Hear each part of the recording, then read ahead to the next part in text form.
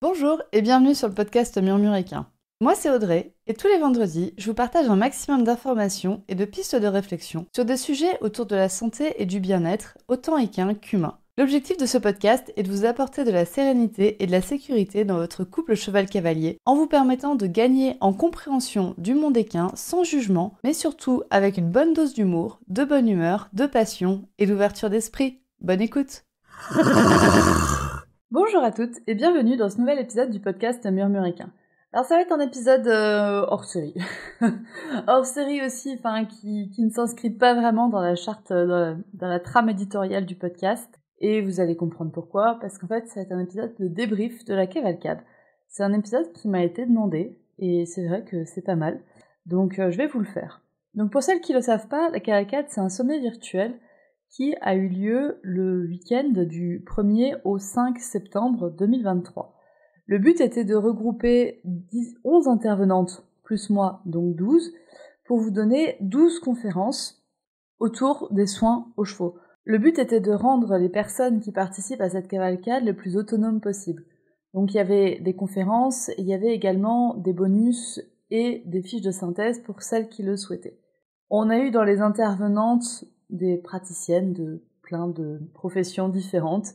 On a eu ostéopathe, on a eu de l'alimentation équine, on a eu du medical training, on a eu du massage, mon shiatsu, de la phytothérapie, de la podologie, de l'hébergement de chevaux, une vétérinaire, une bitfiteuse, et on a fait le tour. Et également des propriétaires de chevaux qui sont intervenus en début de cavalcade pour parler de leur histoire. Et du coup, j'avais envie, et comme dit, ça m'a été demandé, donc je vous fais un petit débrief de cet événement, donc qui a duré 5 jours. Alors, je vous préviens tout de suite, ce débrief, il a été enregistré en 3 parties. Il a été enregistré en 3 parties. Il y a une première partie qui a été enregistrée le 7 juillet. Il y a une deuxième partie qui a été enregistrée le 21 août. Et cette dernière partie qui est enregistrée le 12 septembre. Il y a aussi un truc, c'est que je vais faire un débrief uniquement qualitatif. J'ai choisi de ne pas vous donner de chiffres pour ce débrief, parce que je pense que pour vous donner des chiffres, il faudrait en fait vous présenter tous les chiffres, tous les chiffres pour que ça ait une bonne importance, pour que ce soit compréhensible et pour que ce soit analysable dans un ensemble. Sauf que j'ai pas envie de vous faire un épisode business, j'ai pas envie de vous donner tous mes chiffres, je pense que vous comprendrez. Donc du coup, pour celles qui veulent un débrief juste chiffré et qui veulent savoir combien j'ai gagné d'argent, vous pouvez raccrocher cet épisode. Vous pouvez arrêter l'écoute de cet épisode. Je vais vous parler plutôt en termes de qualité, en termes de ressenti, de comment s'est passé cet événement pour moi, pour les clientes, pour les intervenantes. Voilà, c'est ça que je vais vous présenter aujourd'hui. Donc vous allez avoir mon ressenti en tant qu'entrepreneur qui du coup va vous présenter les dessous en fait, les dessous d'un événement tel que la cavalcade et comment ça peut être vécu et comment ça peut être comment ça peut être vécu de l'intérieur, comment ça peut être vécu donc par moi. Hein. Encore une fois, c'est uniquement mon ressenti, ma façon de le vivre et la façon de le vivre des intervenantes qui me l'ont reporté. Donc voilà. Et écoutez, je vous laisse tout de suite pour le premier extrait que j'ai enregistré donc du coup le 7 juillet. Donc du coup 2 mois avant l'événement. Donc je vous laisse tout de suite avec cet extrait. Bonne écoute.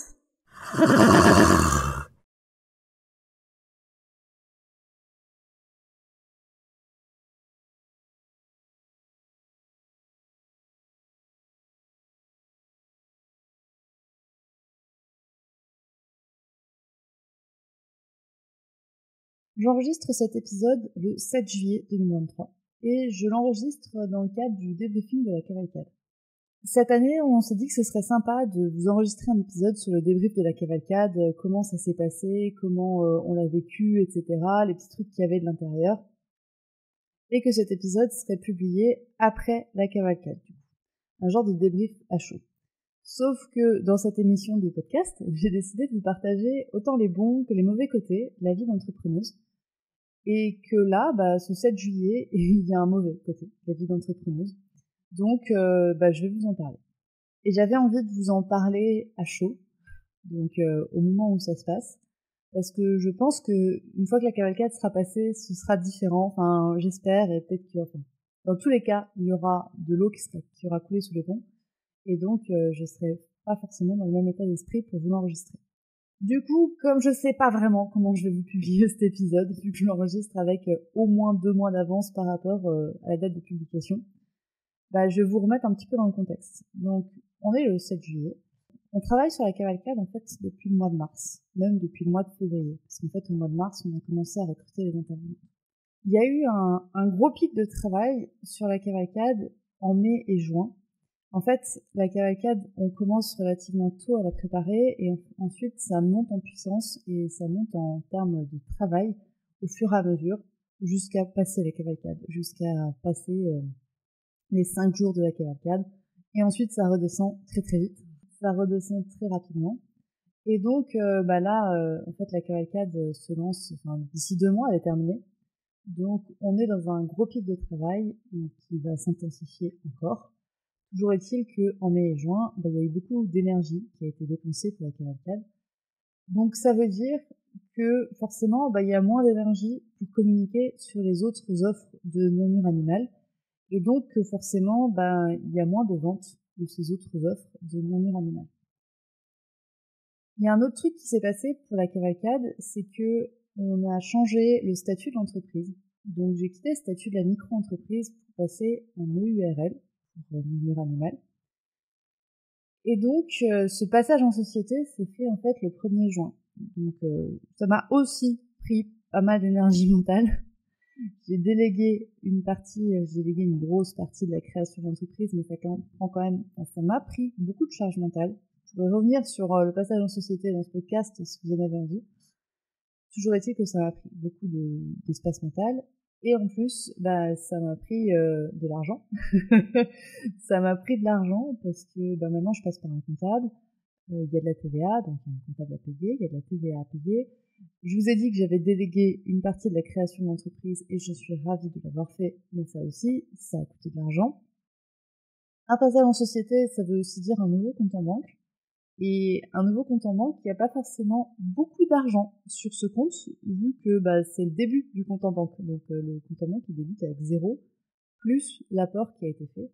Et il n'y a pas un très gros apport qui a été fait pour Murmure Animal. Donc, avec tout ça, avec le gros pic de travail en mai et juin, donc pas beaucoup d'énergie, donc pas beaucoup de ventes pour les autres offres de Murmure Animal, la cavalcade qui n'a pas encore débuté, donc les ventes n'ont pas encore débuté, donc il n'y a pas d'argent qui rentre en fait. Et par contre, il y a de l'argent qui continue quand même à en sortir. Donc là, en fait, après un mois d'existence, Murmure Animal EURL est en déficit. Et je vais y remettre de l'argent perso. Alors, on est d'accord, il y a aussi des trucs que j'ai pas assez bien anticipé. Donc, je vais remettre de l'argent perso dans mon entreprise. Et en plus de ça, qui dit passage en société, dit aussi modification de Pôle emploi. Enfin, il y avait des choses à changer chez Pôle emploi. Je touche toujours le chômage. Et donc, Pôle emploi, vu qu'il leur manquait des documents, etc., il n'y a pas d'argent non plus qui rentre. Voilà donc l'état des lieux où on en est. Il n'y a pas beaucoup d'argent qui rentre et il y a beaucoup d'argent qui sort. C'est quelque chose que je dis qui va paraître totalement normal à celles qui gèrent une entreprise, celles qui gèrent déjà une entreprise. J'ose espérer que pour la plupart d'entre vous, ça va vous paraître totalement normal. Oui, c'est totalement normal que dans une entreprise, il y a des moments où il y a l'argent qui rentre et il y a des moments où l'argent ne rentre pas. Donc là, on est dans un moment où l'argent ne rentre pas. Et en plus, il sort alors qu'il n'est pas là. Vous voyez un peu le truc? Donc voilà où j'en suis. Ce qui est pas forcément une situation qui est très facile à gérer. C'est pas du tout. Je pense que pour personne c'est une situation qui est facile à gérer, de se dire il n'y a pas d'argent qui rentre, mais en plus il y a beaucoup d'argent qui sort. Si t'es dans le cas où c'est facile pour toi de gérer ça, tant mieux. Pour moi, c'est pas facile de gérer ça, d'avoir beaucoup d'argent qui sort. Et en fait, c'est de l'argent qui doit aussi sortir pour des humains, pour des personnes, pour ma comptable, pour Chloé qui m'aide qui m'aide à la communication. Donc c'est de l'argent dont elles ont besoin en fait. C'est de l'argent dont elles ont aussi besoin pour vivre parce que c'est leur métier. Donc elles ont besoin de cet argent. Et ben moi, sur le compte de l'entreprise, il n'y en a pas. Il n'y en a pas, donc c'est compliqué pour moi de gérer. C'est géré parce que j'y rajoute de l'argent perso, mais du coup ça fait encore sortir de l'argent perso de mon compte, argent que j'ai pas non plus des masses. Bref, c'était la déprime hier. Donc hier j'étais sous mon plaid, alors que oui on est le 7 juillet, il fait 25 degrés, j'étais sous mon plaid. J'étais sous mon plaid avec un Kinder dans une main et l'autre main qui caressait Triga et je voyais tout en noir. Je voyais tout en noir parce que je me dis j'ai pas d'argent, je vais manger des patates tout l'été, même pas manger des patates en raclette parce que on trouve pas de fromage en été, donc je mangerai vraiment juste des patates. Et forcément vu que je voyais tout noir, je me dis aussi mais la cavalcade ça va pas marcher. De toute façon je vais pas réussir à vendre des places, je vais pas rentrer dans mon budget prévisionnel. J'aurai à peine de quoi payer les intervenantes et les prestataires. Et puis de toute façon dans 3 mois, de toute façon je vais fermer la boîte et je vais postuler chez Decathlon. Voilà le mood dans lequel j'étais hier soir et donc le mood que j'ai envie de vous partager. Parce que c'est vrai que de créer un événement, enfin de créer des offres qui sont ponctuelles dans le temps, donc notamment des événements qui sont très ponctuels. La cavalcade, ça dure 5 jours, et en fait on fait un lancement pendant 15 jours. C'est très court. C'est très court comparé aux mois et aux mois et aux mois de préparation qu'il y a eu en amont. Et donc ça veut dire aussi que mon cerveau là il fonctionne sans renforcement. Il fonctionne sans renforçateur.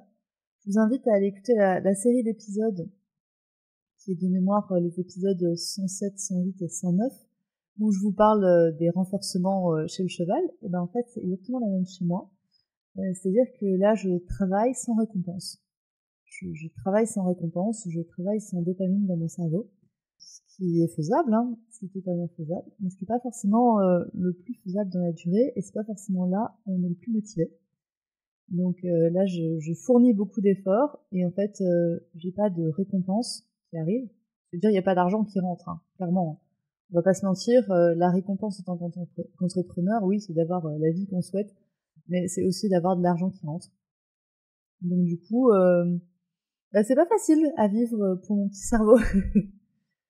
Et tout ce que j'ai en fait comme renforçateur, c'est l'envie de vous proposer un événement génial qui vous apprenne plein de choses et qui vous aide à être encore plus en lien avec votre cheval et à créer vraiment une belle relation avec lui au travers des soins. Alors je tiens dans l'espoir que je vais avoir le renforçateur. Je tiens avec le oui, ça va marcher, t'inquiète, que mon conjoint me répète depuis ça fait un moment là quand même qu'il me le répète. Et en fait, il a raison. Je pense que ça va marcher. J'y crois que ça va marcher. Je fais en sorte que ça marche. Et de toute façon, il faut que ça marche. Parce qu'il y a du monde qui compte sur moi. Il y a les intervenantes, il y a Chloé qui m'aide pour la communication. Et puis, il y a aussi mon chien, mon cheval, mon chéri qui attendent que je paye mes factures. Ils s'en rendent pas compte, mais Triga, elle se rend pas compte que je dois sortir de l'argent pour payer ses croquettes. Ouais, c'est génial. Les croquettes, elles arrivent toutes seules dans sa gamelle, mais non. Et puis, évidemment, il y a aussi vous, là, toutes celles qui écoutez ce podcast, et qui avaient peut-être, en fait, participé à la cavalcade, à l'heure où sera diffusé cet enregistrement. Donc, vous comptez aussi sur moi, parce que je vous parle de l'événement depuis un moment. Et donc, cet événement, il va avoir lieu, ça c'est clair. C'est clair qu'il va avoir lieu, c'est clair qu'il va m'apporter, je pense, énormément de joie. J'espère aussi qu'il va m'apporter énormément de joie. Mais là, c'est pas facile. C'est pas facile, et là, je me vois à fermer ma boîte dans 3 mois et à aller postuler chez Decathlon. J'avais dit que je pleurerais pas dans cet épisode. J'avais dit que je pleurerais pas. Et puis, il y a un autre truc encore où je me dis, peut-être que la cavalcade, ça sera un succès absolu. Et que vous allez écouter cet épisode après la cavalcade, vous allez vous dire putain, elle pleure dans la soupe quand même en pleurnichant en ce 7 juillet. Mais voilà, là c'est mon état d'esprit actuel, j'ai décidé d'être honnête avec vous et de vous le partager. Donc c'est aussi ça, le métier d'entrepreneur, d'être des fois bas, d'être des fois très très bas en énergie et de quand même se remettre en selle et de quand même continuer de travailler. Et en fait, c'est ce que je vais faire. Enfin, c'est ce que je fais déjà en vous enregistrant ce podcast. Hein. Donc je me remets en selle et je vais aller préparer ma présentation pour la cavalcade. C'est ce que j'ai prévu, c'est ce que j'ai prévu cet après-midi. Je vous remercie d'être là et je vous remercie de me faire tenir. Je vais reprendre mon plaid, mon Kinder et je vais me mettre à ma présentation. C'est parti. Alors, on reprend notre petit débrief. Je crois que la dernière fois que je vous avais enregistré, c'était le 7-7, ouais, c'était 7 juillet. Là, on est le 21 août. Donc il y a un gros bond dans le temps qui a été fait, mais c'est vrai que j'ai en fait pas du tout eu le temps d'enregistrer le débrief avant. Et c'est un peu ça qui s'est passé. J'ai pas du tout eu le temps. J'ai pas du tout eu le temps de le faire. Et là j'ai enfin le temps de le faire. J'ai une journée creuse. Et en fait, c'est ma journée calme avant la tempête. C'est-à-dire que on est le 21 août. Et demain, on ouvre les ventes de la cavalcade. Donc ce soir, en fait, je fais une masterclass gratuite pour introduire la cavalcade. Et à l'issue de cette masterclass, les ventes seront ouvertes. Et du coup, là, j'ai vraiment l'impression d'être un peu dans l'œil du cyclone. C'est-à-dire que je viens de traverser une première partie du cyclone qui a été pas facile, qui m'a demandé beaucoup de temps et beaucoup d'énergie. Et là, c'est ultra calme. Et en fait, je sais que ça va pas être, j'ose espérer que le reste soit calme, on va dire, jusqu'à fin septembre. Mais j'ai du mal à y croire. J'ai du mal à y croire. Donc là, j'ai une journée calme.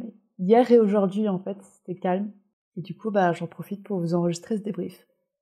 Donc, la dernière fois que je vous avais laissé, c'était donc début juillet. Et c'est vrai que c'était vraiment, vraiment pas facile émotionnellement. Et après, je pense que j'ai été encore un peu plus bas que le 7 juillet, que l'état dans lequel j'étais. J'ai encore continué un peu de descendre. Et puis après, c'est remonté. Et c'est remonté, en fait, grâce à 2 trucs. Grâce à mon conjoint et Chloé. Donc Chloé, si tu m'écoutes, big up à toi. Bon, mon conjoint, ça m'étonnerait qu'il écoute. Mais Chloé, Chloé m'aide tout au sujet de la communication autour de la cavalcade. Cette année, Chloé m'a beaucoup aidée sur ces sujets-là. Et en fait, les deux m'ont dit, à peu près à la même journée, m'ont dit, mais tu sais, en fait, t'as fait déjà tellement de boulot, c'est pas possible que ça marche pas. T'as vraiment charbonné, et c'est les 2 personnes, en fait, qui sont le plus au courant de tout ce qui se passe pour moi, de tout ce que je fais. C'est mon conjoint et Chloé, parce que Chloé, elle communique sur ce que je fais, et mon conjoint, parce qu'il vit avec moi.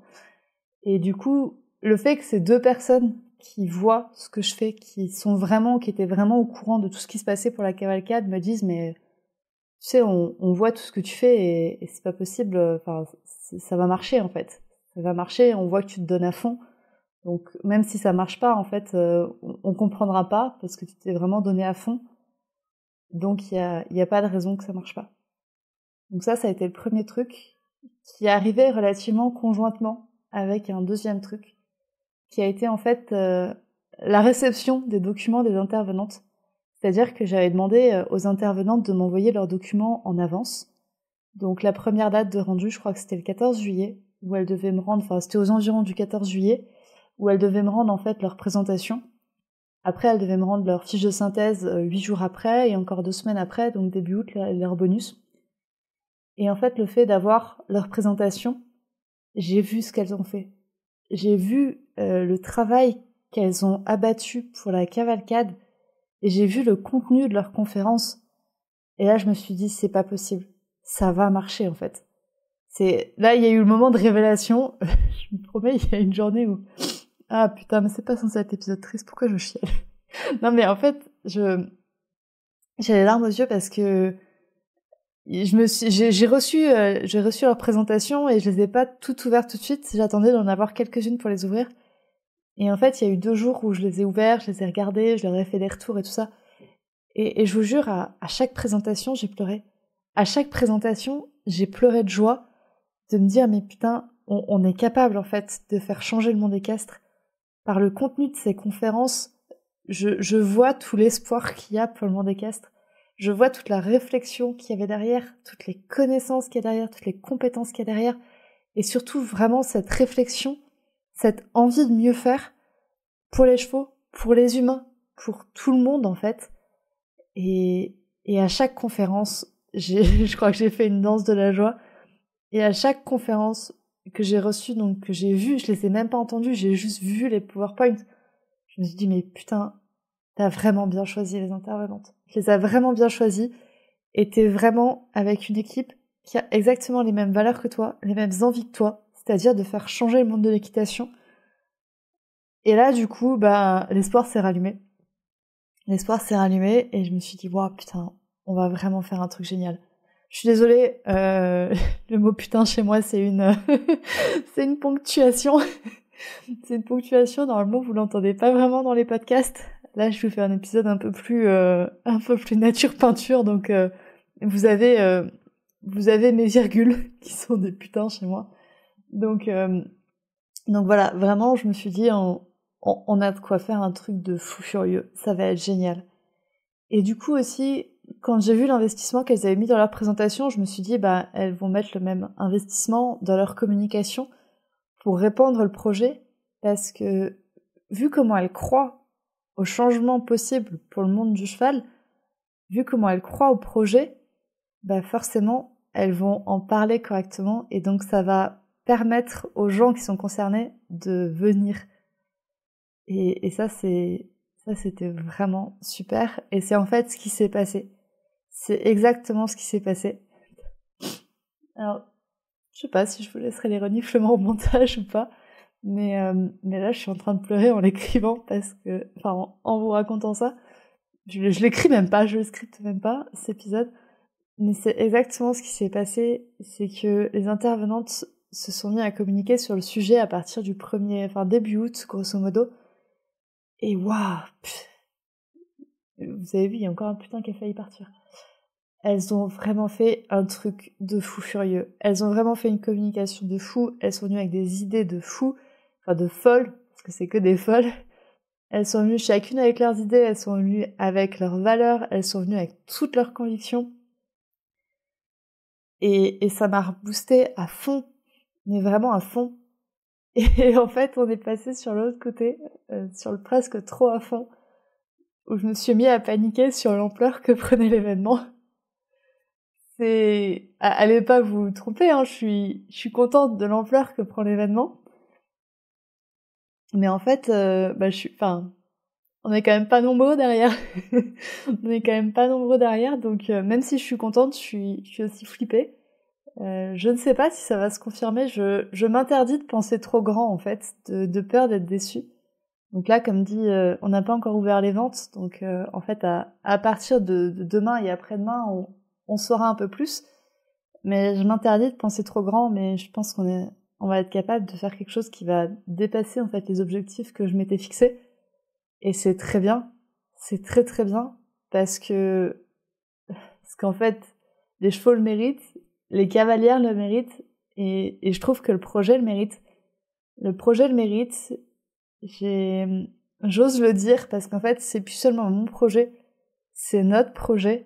On est vraiment passé sur un projet de groupe qui est porté par 11 intervenantes. Mais après, je vous dis, il y a encore Chloé qui est dedans, il y a des participantes de la table ronde, il y a des anciennes participantes de l'année dernière qui sont revenues pour me dire, mais est-ce que je peux aussi communiquer sur le sujet, parce que vraiment, ça me plaît trop.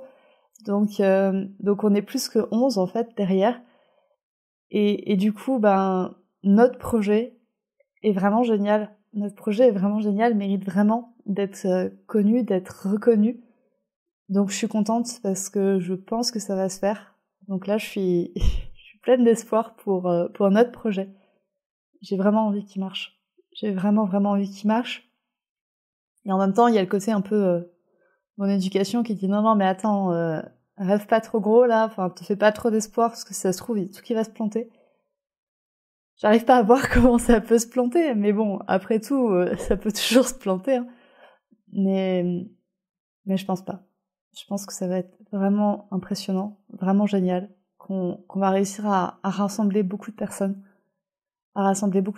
autour des chevaux, autour du bien-être équin, le vrai bien-être équin, celui qui concerne les chevaux, celui qui replace les chevaux au centre de l'équitation, qui replace les chevaux au centre de leur vie, sans pour autant oublier l'humain qui est derrière. En fait, c'est un projet qui replace le cheval au centre de sa vie de cheval et l'humain au centre de sa vie de cavalier, au centre de sa vie d'humain. Donc je suis vraiment fière là. Je suis vraiment fière de ce qu'on a fait. C'est énormément de fierté qui est dans mon cœur. Et du coup là, je suis ultra calme. Je suis ultra calme. Ça fait vraiment du bien. Ça fait vraiment du bien parce que ces 3 semaines les 3 dernières semaines là ont été ultra chargées. Il y avait plein de trucs à faire. Sérieusement, à chaque fois que je cochais un truc sur la to-do list, il y en avait 3 qui s'y rajoutaient. Donc c'était fatigant. C'était fatigant, mais j'ai quand même réussi à le gérer. Et je suis vraiment ravie en fait de mon état mental. Et mon stress il a été très présent. Il a été très présent et je peux pas dire que mon stress est à 0, ce serait mentir. Mais mon stress a été très très présent, mais de manière temporaire. Ça a pas duré longtemps. Je m'attendais en fait à ce que mon stress ne redescende plus jusqu'au 6 septembre, jusqu'à après la cavalcade. Et en fait non, le stress est redescendu. Donc c'est bien. Là je suis calme. Et je suis vraiment dans l'œil du cyclone, j'ai l'impression. Donc d'ici quelques heures, on va ouvrir les ventes. Et en fait, l'année dernière, c'est la seconde édition de la cavalcade. Pour ceux qui le savent pas, c'est la seconde édition. Et l'année dernière, on avait fait plus de 50% des ventes les 72 premières heures. Et on avait fait un lancement qui était plus long. Donc du coup, c'est pour ça que je dis à partir de demain et après-demain, je pourrais plus savoir parce qu'en fait, normalement, on va faire 50% des ventes là sur les 72 prochaines heures. Donc du coup, ça va me donner un vrai bon aperçu de l'ampleur que peut prendre la cavalcade. Et d'ailleurs, c'est un truc qui m'a fait peur. Alors, je suis préparée pour un nombre de ventes. Je suis vraiment préparée pour un nombre de ventes illimité. Mais il y a eu quand même un gros point technique à régler, c'est les facturations. C'est la facturation. Parce qu'en fait, je suis en EURL, je suis passée en société pour la cavalcade, et je suis passée en société donc avec une comptable, mais on a convenu avec la comptable que c'était mieux pour elle, pour moi, pour nous, pour la société, que je garde une grande partie de la comptabilité quand même. C'est-à-dire que elle vient en vérification, et moi je rentre, je saisis les factures dans le logiciel. Donc pour chaque personne qui achète la cavalcade, il faut que je remplisse son nom, son prénom, son adresse, qu'est-ce qu'elle a acheté, pour combien elle a acheté, et que je termine par relier en fait les entrées d'argent avec chaque facture. Ça c'est mon job. C'est mon job à moi. Et du coup, il s'est quand même posé la question de comment est-ce qu'on fait, pour vous dire, comment est-ce que je fais 100, 200, 300, 400, 500, je sais pas combien je vais en avoir. Mais comment je fais des centaines de factures? Et il faut que toutes les factures du mois d'août aient été faites avant le 10 septembre. Il y a quand même eu cette grande interrogation. Ça a été le point flippant, on va dire, de combien de factures je peux faire. Parce que moi, une facture, ça me prend 7-8 minutes.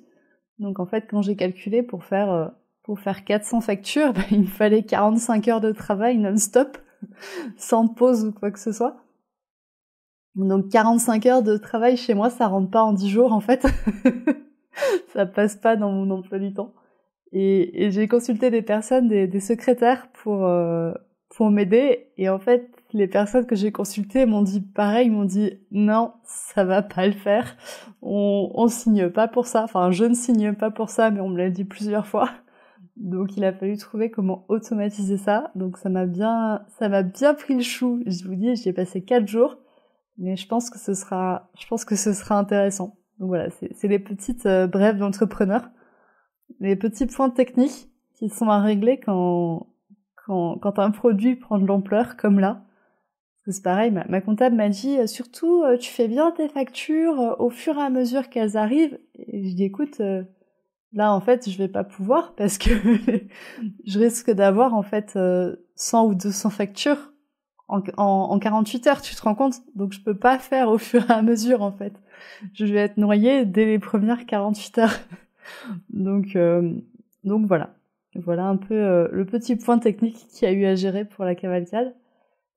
Bon, et ben je vais arrêter ce débrief là. Je pense que j'ai fait le tour depuis début juillet, où en fait j'ai continué à creuser mon trou depuis le dernier débrief, et puis après je suis remontée grâce à mes proches et grâce à des intervenantes qui sont mais en or, qui sont incroyables.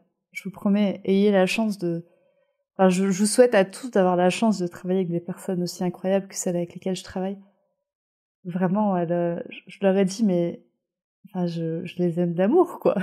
Je les aime d'amour, c'est incroyable tout ce qu'elles ont fait, c'est génial, et je vous souhaite vraiment à toutes de pouvoir travailler avec des personnes aussi incroyables que celles avec lesquelles j'ai pu travailler cette année pour cette édition de la Cavalcade.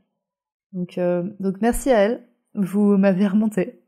Vous m'avez remonté sans le savoir, mais vous m'avez vraiment bien remonté. Donc voilà. Voilà pour ce débrief au 21 août. Maintenant, il me reste à prendre ma douche, à terminer mon setup pour la masterclass de ce soir.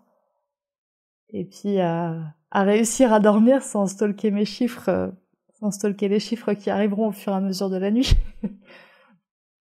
Et puis dans la matinée et dans les journées, dans les 2 prochaines journées.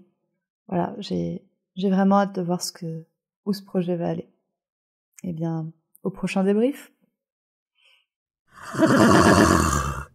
On se retrouve maintenant le 12 septembre, donc bien après la cavalcade, enfin 8 jours après la fin de la dernière conférence de la cavalcade. Et bah du coup, je vais vous faire, c'est la Audrey du 12 septembre qui va vous faire le débrief de comment s'est passé l'événement, de comment s'est passé en fait déjà les ventes, et de comment s'est passé l'événement, et de comment s'est passé l'après-événement. Alors, la période des ventes. Quand vous avez entendu la Audrey du 21 août, donc juste avant qu'on ouvre les ventes, elle était ultra optimiste. Elle était ultra optimiste.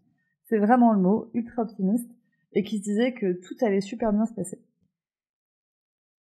Et il y a un truc à savoir sur les ventes de produits digitaux comme ça, c'est qu'en général, on fait 40% des ventes à l'ouverture de la billetterie, donc dans les 48 heures qui suivent l'ouverture de la billetterie, et 50% des ventes juste avant l'événement, les 48 heures avant l'événement.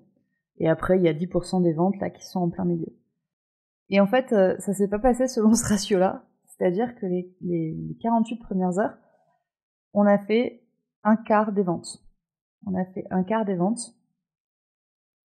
Et du coup, moi, je pensais que ce quart des ventes, ce chiffre, ça allait être en fait presque notre moitié. Vous voyez, notre 40%, et moi, c'était 25%. Donc du coup, en fait, je me suis un peu effondrée. Je me suis un peu effondrée après les 48-72 premières heures. Donc les ventes ont été lancées un mardi.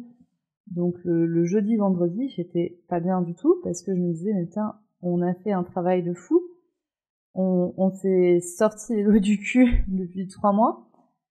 Et les ventes là qu'on a fait, ce serait la moitié de ce qu'on va faire. Ça va pas du tout. Vous voyez, je sais pas si c'est très clair à suivre, mais j'attendais 2 fois plus de ventes en fait les 48 premières heures que ce que j'ai eu. Et du coup, je me suis dit, on va pas du tout faire l'objectif. On va pas du tout faire l'objectif de vente. Et pour vous dire, en fait, après 48 heures d'ouverture de la billetterie, j'avais fait un événement blanc. C'est-à-dire que j'avais payé les intervenantes, j'avais payé la communication, et c'est tout. C'est tout. Voilà, je vais pas payer plus. Donc après 48 heures de vente, j'étais sur un événement blanc. Et c'est-à-dire que oui, c'est très bien, j'avais remboursé tout ce que j'allais devoir sortir, mais c'était tout, et je m'étais toujours pas payé moi. Je m'étais toujours pas payé moi avec ces ventes pendant 48 heures. Donc là, je me suis vraiment dit, putain Audrey, t'as charbonné pendant 3 mois pour l'instant rien pour toi. Voilà. C'était le bilan après 48 heures de vente. Donc gros coup de mou. Gros coup de mou. à me dire putain qu'est-ce qu'on va faire. Alors il y a eu un paramètre qui nous a foutu dedans. Il y a un paramètre, enfin il y a une stratégie de vente qu'on pensait utiliser, enfin qu'on a utilisée et qui a pas du tout donné les résultats escomptés. Donc du coup ça s'était identifié, mais après il fallait rebrancher la machine. Il fallait rebrancher la machine, il fallait quand même faire les ventes qu'on avait prévu de faire sans cette stratégie qui ne marchait pas du tout. Et on n'avait pas vraiment de manière de la faire marcher. J'avais plus de levier d'action sur cette stratégie. Donc du coup, j'ai mis un gros coup d'accélérateur. Donc voilà, ça c'est il y a eu un petit coup d'accélérateur qui s'est fait pour la vente. Et il y a un truc qui s'est passé qui a été génial et incroyable, ça a été les intervenantes au moment-là. Ça a été les intervenantes, je leur avais pas communiqué les chiffres, hein, elles non plus. Et du coup, en fait, elles m'ont reboosté, mais à fond, parce que je savais que j'avais au moins mes 11 intervenantes qui étaient à fond derrière moi, qui y croyaient dur comme fer, et qui ont fait un boulot de vente génial. Vraiment génial. Donc merci à elles. Donc ça a été vraiment, ça a été à la fois mon encre et à la fois ma bouée de sauvetage. À la fois mon encre parce que du coup ça m'a permis d'être de nouveau droite dans mes bottes, de savoir où c'est que je voulais aller, de garder les pieds sur terre et de pas m'effondrer. Et à la fois ma bouée de sauvetage parce qu'en fait je m'y suis vraiment raccrochée à elle à un moment donné. Je sais pas si elles l'ont senti ou pas, mais je me suis vraiment raccrochée à elle en me disant attends, si t'as déjà 11 personnes qui y croient dur comme ça, t'as pas le choix que d'y croire toi aussi. Ça va marcher. C'est vraiment ce que je me suis dit. Donc ça a été vraiment incroyable pour moi. Ça a été vraiment génial pour moi. Et en fait, c'est vraiment ça, ma leçon qualitative de cette cavalcade, de savoir bien s'entourer et de bien s'entourer de personnes qui ont les mêmes valeurs, les mêmes objectifs, les mêmes ambitions, les mêmes certitudes que soi. Ça change tout. Ça change tout. Vraiment. Les 11 intervenantes ont été un moteur incroyable et il y a eu une très très belle cohésion entre toutes les intervenantes. Donc vraiment c'est ce qui m'a aidé à pas couler. C'est ce qui m'a aidé à pas couler à un moment donné, à continuer de croire en mon projet quand même moi j'y croyais plus. Et en fin de compte, on a atteint l'objectif qu'on s'était fixé. On a atteint l'objectif de nombre de ventes qu'on s'était fixé. On a atteint aussi l'objectif de nombre de personnes en live, donc qui interagissent durant les conférences. Donc ça a été vraiment, vraiment génial. C'est-à-dire qu'à partir du moment où la cavalcade a vraiment commencé avec la première conférence, j'ai été totalement dans un autre monde. J'ai été totalement dans un autre monde où je me suis vraiment dit, ouais, en fait, on aide des gens. On aide concrètement des personnes. Vous voyez, je voyais les noms qui s'affichaient dans le chat. Je voyais les messages privés qui arrivaient sur Instagram. Je voyais les repartages en story. Donc du coup, la cavalcade s'est encore plus ancrée. Et encore une fois, ça a été les personnes qui ont participé à la cavalcade, mon encre et ma bouée. Parce qu'elles ont ancré, du coup, la cavalcade dans le réel, dans le concret. C'est grâce à elles, si vous m'écoutez, c'est grâce à vous qui avez suivi la cavalcade que c'est rentré, en fait, dans le réel, dans le concret, qu'on a vraiment aidé des gens. Et c'est vraiment vous, les personnes qui suivaient la cavalcade, qui me donnaient ultra, ultra envie d'en refaire une autre édition. Et là, 8 jours après la dernière conférence, et pendant les conférences, donc du 1er au 5 septembre, j'ai eu des retours de personnes qui ont été vraiment géniales, qui ont adoré les conférences, qui ont appris des trucs, qui les ont mis en application avec leurs chevaux. Et ça me porte, mais d'une façon... Enfin, vous avez pas idée, en fait. Vous avez pas idée. C'est vraiment pour ça que je fais le métier que j'ai envie de... Enfin, que je fais. C'est vraiment pour ça que j'avais conçu la cavalcade. C'était pour aider des gens. Et j'ai vu qu'on a aidé des personnes à mieux comprendre leur cheval et à devenir plus autonomes dans les soins pour leurs chevaux. Et ça a pas de prix que toute l'angoisse qu'il y a eu, enfin ça a totalement remboursé toutes les angoisses qu'il y a eu avant. Donc vraiment, merci beaucoup à celles qui ont pris leur accès pour la cavalcade et qui ont fait que cette cavalcade elle a été concrète et que cette cavalcade, il y en aura une autre. C'est aussi ça, c'est qu'il y en aura une autre. Et c'est vraiment important en fait quand on est entrepreneur de voir que ce qu'on fait sert à quelque chose. Et c'est ça qui est ultra dur avec l'événementiel, je trouve, c'est qu'on travaille pendant des mois et des mois dans l'ombre. Notre travail, il sert à rien.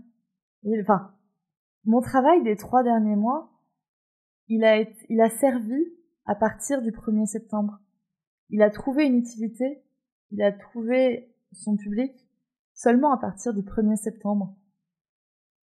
Et c'est ultra ingrat l'événementiel pour ça, parce qu'on bosse pendant 3 mois, et on n'a aucun renforcement positif pendant 3 mois. On en a très très peu. Sauf au moment de l'événement, où c'est ultra court, c'est ultra intense, mais cette euphorie, cette décharge d'adrénaline est incroyable. Donc il y en aura d'autres, des cavalcades, c'est sûr. C'est sûr qu'il y en aura d'autres. Et d'ailleurs, si toi qui m'écoutes, t'as participé à la cavalcade, je mets en description de cet épisode un lien avec un questionnaire de satisfaction pour que tu puisses me dire comment t'as trouvé la cavalcade 2023 et pour me dire aussi qu'est-ce que t'aurais envie pour la cavalcade 2024. Pour les personnes qui n'ont pas participé à la cavalcade 2023, je vous demanderai aussi votre avis, ne vous inquiétez pas, mais je le demanderai un peu plus tard et je le demanderai sur Instagram, donc n'hésitez pas à me suivre sur le compte murmure.animal. Et là, du coup, vous pourrez me suivre et vous pourrez suivre les stories et vous pourrez avoir le moment où je demanderai votre avis pour l'édition 2024. Mais je demande en priorité l'avis de celles qui ont participé, parce que du coup, elles savent ce qui a été fait et elles savent peut-être ce qu'elles ont envie de voir. Donc par preuve de fidélité pour elles, en remerciement pour elles qui ont participé à la cavalcade, et du coup elles peuvent donner leur avis un tout petit peu avant. Alors voilà pour ce débrief de la cavalcade 2023. J'espère que vous y aurez appris des choses, j'espère que vous aurez compris un peu plus les dessous de la préparation d'un événement comme ça, comme la cavalcade. Et j'espère vraiment que l'année prochaine, on gagnera encore plus d'ampleur pour cet événement qui forcément, pour moi, cet événement le mérite forcément. Mais cet événement qui solidarise des personnes autour d'une cause commune et d'une cause commune qui est en lien avec le bien-être des chevaux et une meilleure compréhension des chevaux. Donc du coup, je vais vous laisser là. Je vais vous laisser avec cette fin d'épisode. Et puis, vous inquiétez pas, à partir de la semaine prochaine, on reprend un planning éditorial normalement un peu plus axé sur le bien-être des chevaux. Et vous continuerez d'apprendre énormément de choses grâce à ce podcast. Donc, merci pour votre écoute. Et je vous dis à la semaine prochaine pour un prochain épisode. Bonne journée! Et voilà, c'est la fin de cet épisode du podcast Murmuréquin. J'espère que cet épisode vous a plu. Si c'est le cas, n'hésitez pas à venir me le dire sur Instagram ou par mail. Vous pouvez aussi partager l'épisode à une personne qui veut en apprendre plus sur les chevaux. Et si vous avez envie de soutenir un média qui a comme ambition de propager le savoir au plus grand nombre et ainsi d'améliorer la vie de nos compagnons à crinière, vous pouvez le faire dès aujourd'hui en faisant un don sur le compte Tipeee du podcast Murmuréquin. Je vous laisse donc le lien de mon compte Tipeee dans la description de cet épisode et je vous remercie au plus profond de mon cœur si vous m'aidez dans le projet fou de ce podcast qui est de rendre le savoir équin toujours plus accessible pour tout le monde. On se retrouve vendredi prochain pour un nouvel épisode. À bientôt!